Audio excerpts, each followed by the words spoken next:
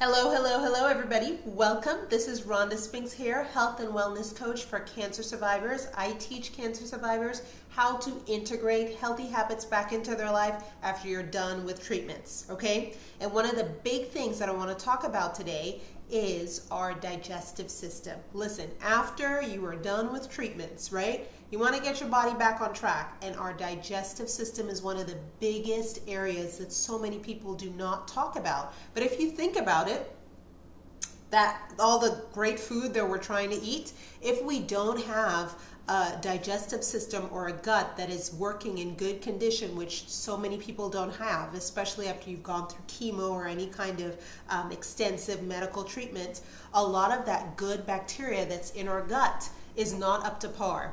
And if it's not able to break down that food so that we can assimilate it into our cells, it's not doing us a lot of good. And listen, our digestive system is also the place that houses over 2/3 of our immune system.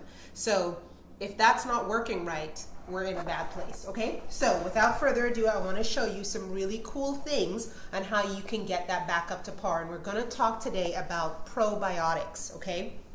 So probiotics, they're live bacteria that line our gut that are good for us, and we want to create and establish and also develop more healthy strands. So the first thing that I want to show you are kefir drinks. Now, I can probably do another video on this later on where you can actually buy something called kefir grains and cultivate this whole microbiota of kefir, but that's a little bit detailed, and I can probably do that in a later video. But I wanted to get these to show you that, listen, we all live busy lives, and sometimes we don't have the time or the opportunity to create stuff from scratch, and it's okay in those cases to get ready-made kefir, and you can buy these at any health food store. This one is the Lifeaway brand, and it's pretty good. Also, there is the Wallaby kefir brand, and you don't see these, it's not as popular, but this has less sugar in it than this one, so I prefer to go with this. And kefir essentially is, it tastes kind of like yogurt, but this is 10 times better than yogurt. It has so many more probiotics in this that this is definitely the way that you want to go. And what you would do is shake this up really well and pour. You only need like 3 to 4 ounces of it. Mix it maybe with a little bit of water, and you're good to go. Really, really healthy for you. Okay, so that's these two. But something else, and a lot of people don't like dairy, so there are other options for that. And today I'm going to show you 2 other options that are really, really easy and simple to make. We're going to do a recipe for sour pickles and a recipe for cultured vegetables. Sorry, my Caribbean accent kind of comes out here every once in a while, so yeah, cultured vegetables. One thing I want to talk about here too before we start is that these things, it's an acquired taste for the sour fermented foods, but they're so important. Every single culture from way back whenever has always had fermented foods, because if you think about it, these foods have already started to break down during the fermentation process. So when you eat them, a lot of the cell walls have already been dissolved, and it makes food so much more readily available to be digested into our bodies. Plus, it's also adding that good bacteria to help break down other food. This helps to detoxify our body. It helps against anti-aging. It helps to build up our energy and our metabolism, so they're all really great. And something to say about the sour taste in the American diet, or basically our current diet, sour foods are something that we don't really have anymore. And so a lot of people, when they taste this for the first time, they're like, oh my God. I know for me, I was like, I can't eat this. This tastes bad. But it's so good for you, and it's an acquired taste. And when you eat more sour foods, you don't crave as much sugar. So it's something that you really want to get your taste buds accustomed to. And if you're having issues with cutting out your sugar cravings, and we know sugar is not good for a healthy body because cancer cells tend to thrive in sugar, starting to develop a taste for sour foods is really going to help cut that sugar craving, okay? So I want to show you the first simple recipe. which is how to make sour pickles. So what you want to do is get, I love these glass mason jars. They are amazing. So that's what we're going to use to do our sour pickles. I have here a mason jar, and I put just one garlic clove crushed up on the bottom. All right, so that's what we want to do first. And here's where you can get really creative in the kitchen and have fun with it. Have you ever heard of dill pickle? So we're going to add fresh dill. You can also buy this as dill seeds, but I like the fresh one. It smells so much better. Oh my gosh, so good. So you're just going to take just a little bit of this, break it up and put it in the jar at the bottom. All right, so far we have one crushed garlic and some dill. Then, and this is where you can get like really creative and have fun. I like mine to be just a little bit spicy, so I'm gonna add some red pepper flakes to it, and this is just probably like a pinch of it, or 2 pinches to the bottom. And then we're gonna add a tablespoon of salt to it as well. And salt is really good because we're gonna say maybe like 3/4 tablespoon of salt. And this is the pink Himalayan salt. Really, really good salt. Not just regular table salt, but the Himalayan salt. Salt is going to draw liquid and fluid out of our pickles, out of our cucumbers, sorry. They're not pickles yet. And it also protects this whole concoction from bad bacteria growing in here. We only want good bacteria. So you want the salt in there. And next, we're going to add our finishing touch. Almost, which these are Kirby cucumbers. They're the smaller kind, and you're going to get some. I kind of cut off the tops to make sure that they can fit in here, and you're going to pack them in here as best as you can. All right, so I have 3. I could actually get 3 to fit in here, so I packed them in here really good.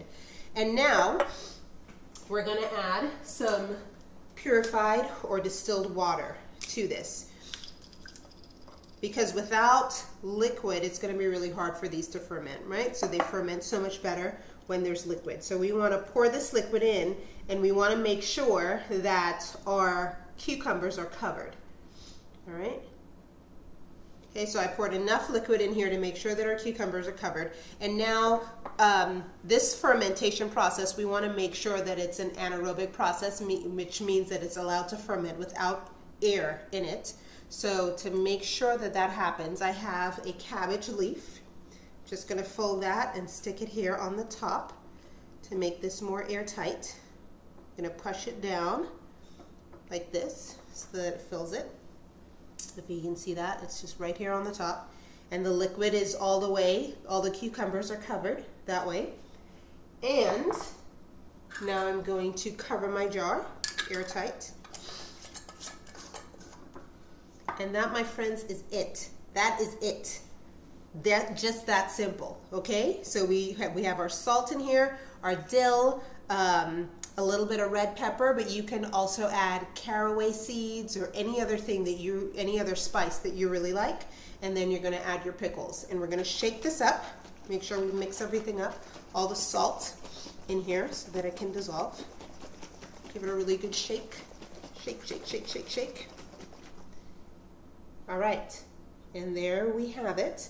So right now, for it to ferment, we're going to leave this on the countertop for 3, I would say more so like 5 to 7 days on the countertop, away from direct sunlight. We want it to be in room temperature.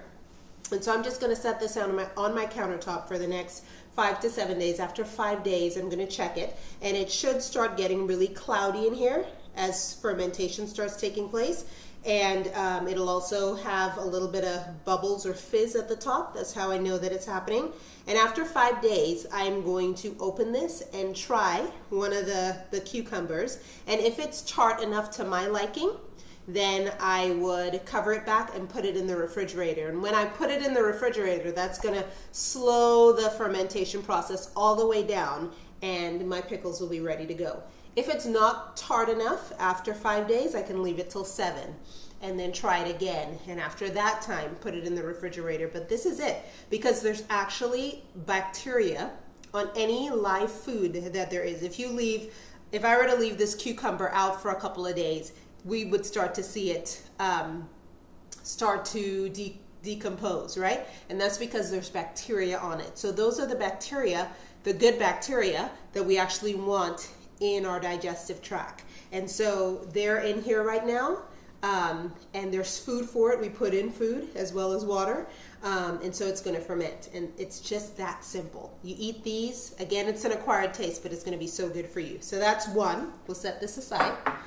And then the second thing that I want to show you really quick, another really, really simple recipe, are some cultured vegetables. All right. And we're going to make that with some cabbage. And this is red cabbage. Look at how beautiful that is. That I chopped up. You could also chop this up in a food processor to make it really fast for you.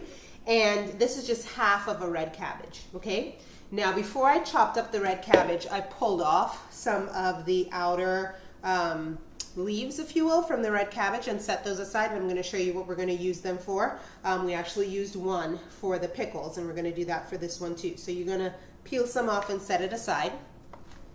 Chop up your cabbage, mince it up, and then we're also going to add some carrots to it as well. It's going to give it such a cool color. So I'm going to go ahead and add carrots. These are 2 carrots, so I added that in right here. And I'm also going to add, this gives it a really, really good flavor, about 1 inch of ginger and some minced garlic in here too. It's all such good stuff. Going to give it such a good flavor. All right, and then I'm going to add, I would say, a teaspoon of salt, okay? And this salt, again, is going to start breaking down the cell walls of the cabbage and of the carrots, making, you know, the vitamin C in the cabbage so much more readily available for us to digest, okay? So this is where it gets a little bit messy, all right? And I am going to mix this in here. Just get your hands in there and mix it around, okay? And this is helping to get juice, you know? It's pulling all the liquid out of these vegetables as I mix this around here a little bit.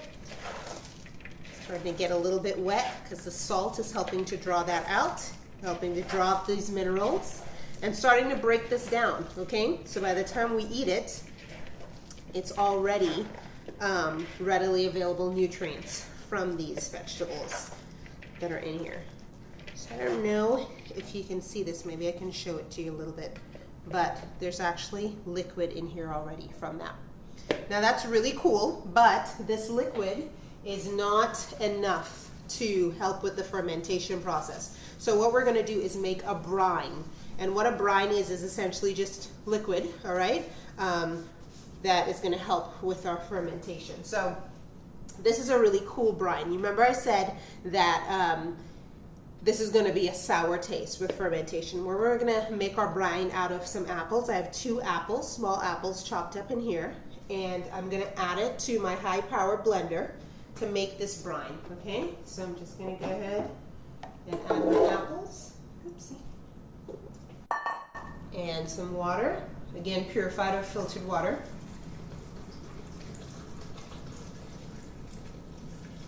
I'm going to add enough to cover my apples. It's going to be a little bit loud. I'm going to turn this on. And again, the apples, of course, they have sugar in it, but the live bacteria that are in here, they're going to feed on the sugar in these apples. This is actually food for the bacteria that are in there, and they're going to multiply, all right? And we want it to multiply because that's what we're going to want to ingest to colonize our gut, all right? So it's going to be a little bit loud.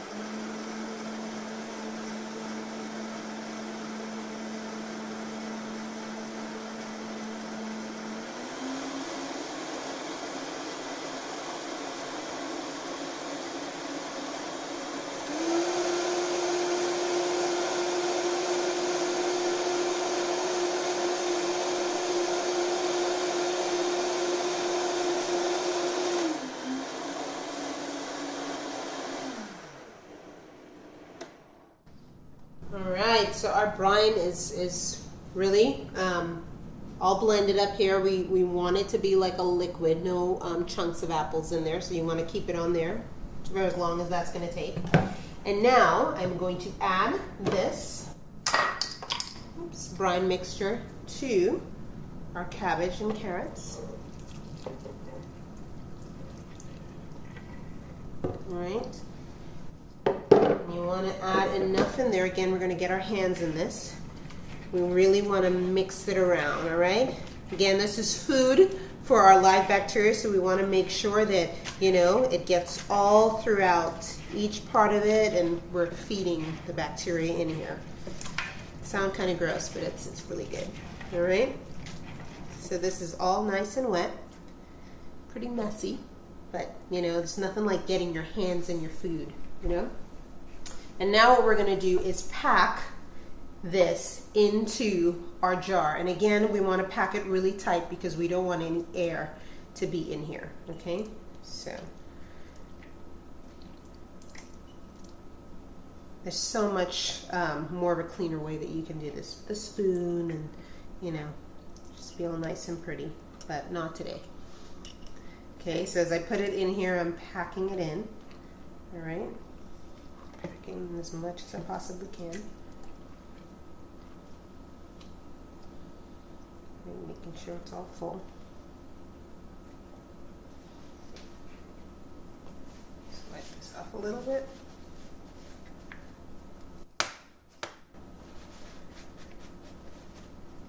Okay, now I am going to, it's all nicely packed in there. Okay, again, pretty messy. And I'm going to pour some more of my liquid in here just to make sure that there's enough liquid in there to cover it all. All right, all nice and covered. Now, you remember those cabbage leaves that we peeled off in the beginning?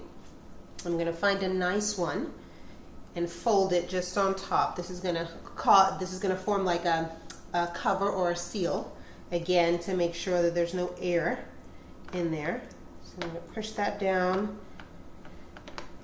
and it allows me to ensure, that all of my fermented vegetables are below that seal, basically.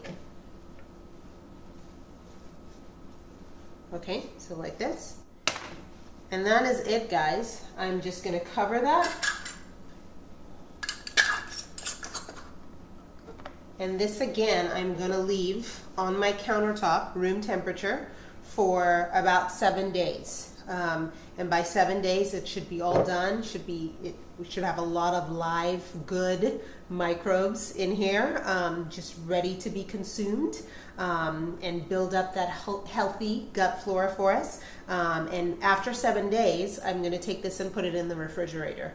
And you know, all you need every day of this is just a small amount. I mean, this is so chock full of nutrients, more so than eating just a raw cabbage, because again, the nutrients are broken down for you already. So just a little bit is all you need. I would say a couple teaspoons full, and you can add those to your meals. Just have it on the side with your meals every day. Again, it's an acquired taste, and sometimes with these, when they're out on the counter, they might have a little smell to it. Just gonna forewarn you. But something to keep in mind is that this is so good for you and so healthy, and to stick with it. It's something, as you can see, so simple and easy to make. And these last for a long time. Once you put it in the refrigerator, these can last you for months. So something really good, something really to invest and take the time to do. And you can make, I mean, this one batch here, and this is only half a cabbage, will make me several jars of these, okay, that I could have in my refrigerator for several months. All right, so something super easy, super simple, but so good for you. And I encourage you to try it.